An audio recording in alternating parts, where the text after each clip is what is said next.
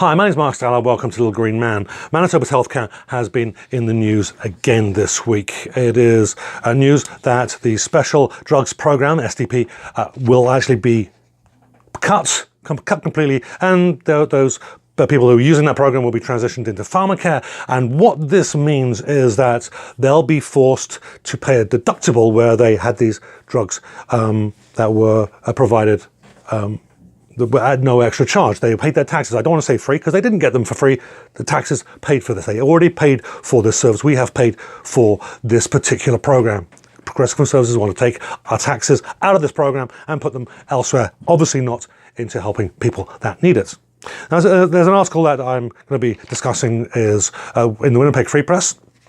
Link in the description. Drug program cuts could cost some people thousands of dollars. In this particular case, there is a young lady, young by my standards anyhow, who has had cystic fibrosis. It's a genetic disease, born with it, and she says that these drugs will cost up to about $6,000 to $7,000 a month. So that could, depending on how much of that she actually does end up paying, could be quite devastating. And even if there's a portion of that, it can be it's going to be ridiculous because she's never going to find a cure. They can only treat it, and it's something that she's going to take literally to her grave. And there are a lot of people in this in that situation, and it's quite kind of scary for that matter. There is a little bit of history on this. It's just a little bit of more than just, I think, just an interesting fact.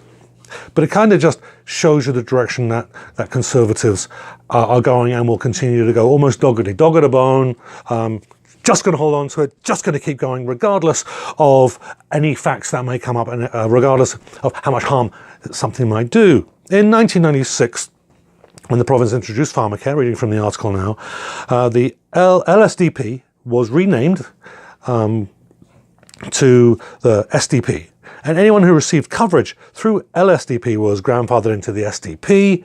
Everyone else accessed their meds through pharmacare. Now, it's important to note that in 1968 that the SDP came into being, and what it was called is the Life-Saving Drugs Program, LSDP. And it was aimed to help alleviate financial burden on Manitobans and with health conditions associated with high medication costs. That's the point of it. Gary Filmon just happened to be the premier in 1996, and which party was he from? Let me think. Could it be the Progressive Conservatives who got rid of this program, trimmed it down, renamed it?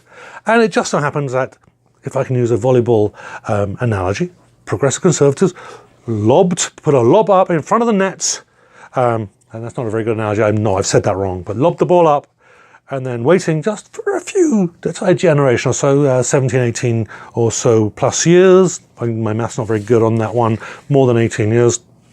And waiting for another Progressive Conservative government to come in and spike the ball, because now they're not cutting a life-saving drugs program. They're just, it's just a special drugs program that they don't need to worry about. It's not as big. Easier for him to get rid of. But still, it's a life-saving drugs program, whether it's called that or not.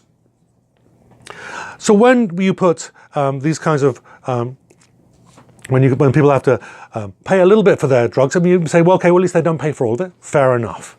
But let's put this in perspective. If someone needs to spend $100 or $1,000 on drugs a month, 80% is covered by your business, perhaps, then that 80% is going to be, $1,000 is going to be $200. That's $200 extra that these people will have to find in order to get their medication. The same applies with the dental care. If you're getting old and you've got a couple of crowns, that's $1,000 each, 80%. Well, now you've got to come up with $400 to fix your teeth. And it's the same problem that people have all over. Now, do you pay the money, or you just put up with the bad health? And I think that in some cases, in many cases, that is going to have to be the case. Crowdfunding maybe helps some of the more extreme cases, but that money has got to come from somewhere, and people are just going to get tired of doing that if, in fact, that's even an option for most people, which it isn't going to be. So what will happen to them if they can't afford it? Well, they're just going to die. Literally, life-saving drugs program. Literally, they are going to die because of lack of drugs. Now, one of, I think, what really I took out of this article. It wasn't actually in the article itself. It was a very good point made by one of the commenters. I didn't write the guy's name down. I don't know if I should even mention it. But he mentioned that he has an issue with drugs and he needs prescriptions, but at least he's got Blue Cross. He's got private medical insurance. I don't know if he got that by himself or whether he got it through a job. It's really irrelevant because he's got it, and that's the way forward. And he suggested maybe the other people get the Blue Cross. So there we go.